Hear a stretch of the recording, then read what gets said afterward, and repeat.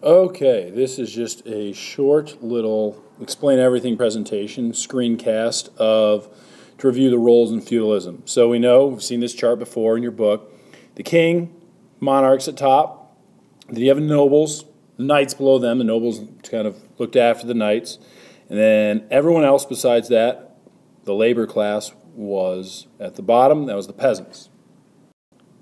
And remember, it was based really on these four words: protection, loyalty, land, and labor. These things were exchanged in the feudal system where protection, loyalty, land, and labor were essential to that system working. And we'll get into more detail about that. Kings or monarchs, okay, they're at the top. They granted land and owned the land and granted it to the nobles in exchange for loyalty and protection. There you go, loyalty and protection. We'll talk in a minute about what the nobles or the lords gave to the kings. They also helped unite the nobles sometimes in times of war, things like that.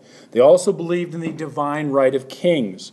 Remember, that means that they truly believed that God made them a king or queen, that God chose them, they spoke for God, which made them quite powerful. And most everyone else accepted that as well. So disagreeing with the king was almost kind of like disagreeing with God back then. So they were pretty powerful. The nobles, you can see a couple pictures here just of some of the noble class and the manor with all the different parts on. You can see here there's the manor house, and you have the church is pretty important. See the mill, we'll talk about the peasants had to grind their grain there in the mill.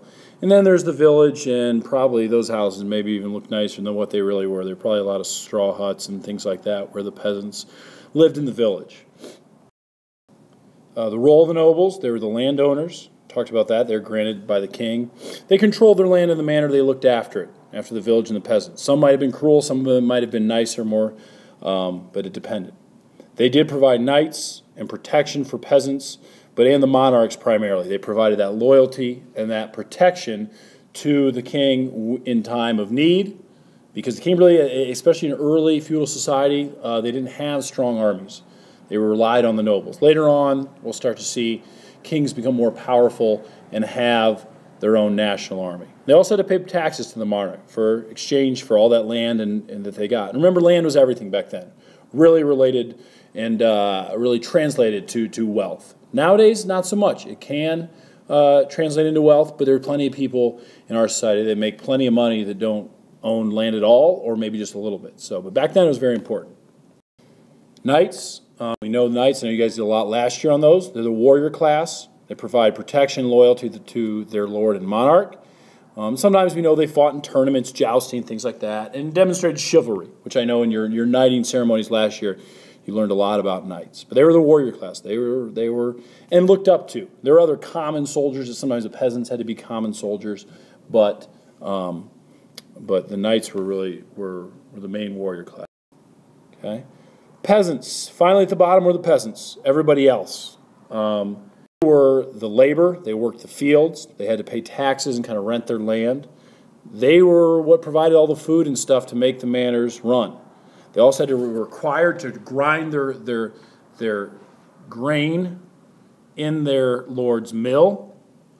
And some peasants also learned other trades as we go up forward in history. Starts to be more towns and specialization like carpenters, blacksmiths, things like that. They kind of had those on the manor, but as we go forward in history, European history, we'll see more of that specialization. And sometimes they did have to fight as common soldiers. Okay, so but they didn't have a lot of rights. There were serfs. We know that term as well.